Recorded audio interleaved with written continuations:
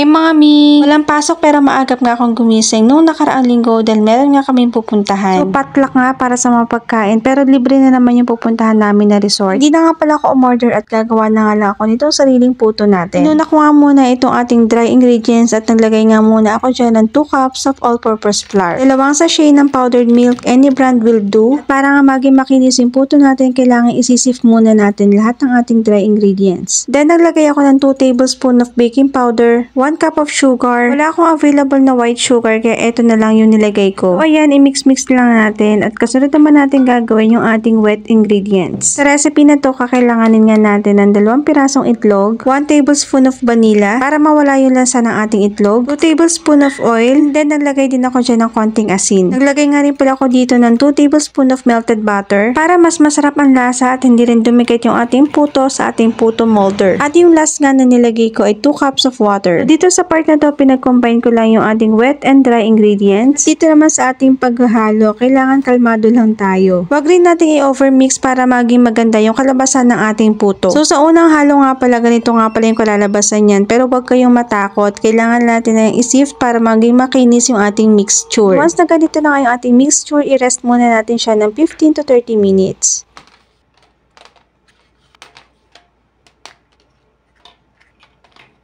So habang nag-aantay nga pala kanina, nagpakulo na ako dyan ng tubig tapos naghiwad na rin ako ng cheese pati na rin ng itlog na pula. Hindi ganun kalaki yung ating steamer kaya 11 pieces lang na medium size na puto molder ang nailagay ko dito. And after 10 minutes, eto na yung kinalabasan niya. Siyempre para malaman nga natin kung luto na, gumamit na ako dyan ng toothpick test. Naisalang ko na nga rin pala dito yung ating second batch and this time meron na siyang kasamang na itlog na pula. Ang ganda nga nung kinalabasan ng puto natin, malambot at masarap talaga yung lasa. So fast forward na nga tayo mga mi. 10 o'clock nito ng umaga at nakisabay nga lang kami dito kina Mami Klang para meron kaming masakyan. Kasama kasi kaming mga bata at delikado kapag magmumotor kami. So eto nga palang pupunta namin na resort ay dito sa may bandang Lukban. Medyo makipot lang yung daan pero kasya pa rin naman yung mga sasakyan. At dito nga yan sa Banaos, Kubli, Lukban, Quezon.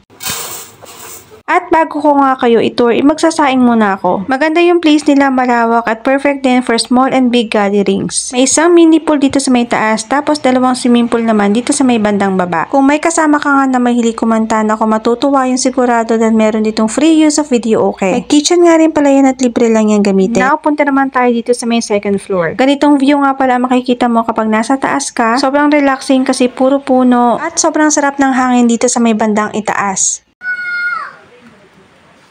Pwede nga rin pala kayo dito mag-overnight dahil meron ditong 2 rooms na available. With aircon na nga rin pala to and good for 10 to 15 people. So dito sa part na to, kompleto na kami at wala nang inaantay kaya nag-start na rin kaming kumain. Yung iba hindi nga pala nakarating pero okay lang dahil meron pa rin namang next time. Kakatuwa lang kasi dumadami talaga kami. Sila yung mga co-mommies natin na nag-vlog pati na rin nag-affiliate. Nakakatuwa lang din dahil namimit mo sila, nakakausap at may inspire ka talaga sa mga ginagawa nila. Thank you, Atty. Dennis!